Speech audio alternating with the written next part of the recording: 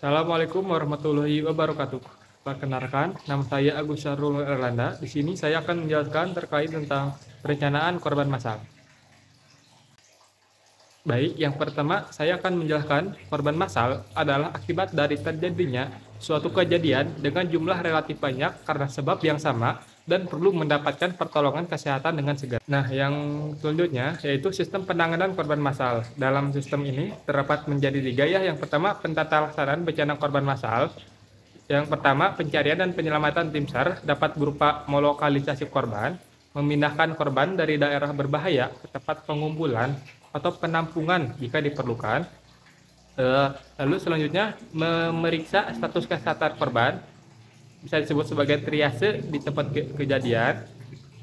Yang selanjutnya, memberikan pertolongan pertama jika diperlukan, dan terakhir memindahkan korban ke pos medis selanjutan.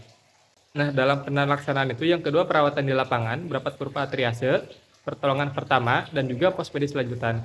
Dan yang ketiga yaitu pos penantakan evakuasi. Nah, selanjutnya ada sistem yang kedua. Di sini kita akan bahas yaitu triase. Triase terbagi menjadi 4. Yang pertama, triase merah, yaitu korban yang membutuhkan stabilisasi negara yang terkena gangguan ABCD dengan korban-korban dengan yang pertama shock oleh berbagai sebab, gangguan pernapasan, trauma kepala dengan pupil anisokoria, pendarahan eksternal masif. Nah, yang kedua yaitu triase kuning, yaitu korban yang memerlukan pengawasan ketat, tetapi perawatan dapat ditunda sementara, termasuk korban dengan resiko shock, fraktur multitaple, fraktur pelvis atau pelvis, luka bakar luas, dan juga gangguan kesadaran ataupun trauma kepala. Yang ketiga yaitu triase hijau, yaitu kelompok korban yang tidak memerlukan pengobatan atau pemberian pengobatan yang dapat ditunda, seperti fraktur minor dan juga luka minor. Bisa disebut juga sebagai luka yang ringan ya teman-teman. Nah, yang terakhir juga ada triase hitam, yaitu korban yang telah meninggal dunia. Sistem yang ketiga yaitu pos medis lanjutan. Nah, untuk pos medis ini didirikannya pada tempat yang cukup dekat untuk ditempuh dengan berjalan kaki dari lokasi bencana sekitar 50-100 meter. Syaratnya, yang pertama yaitu aman. Yang kedua ada akses langsung ke jalan raya untuk evakuasi. Yang ketiga, berada dekat dengan pos komando.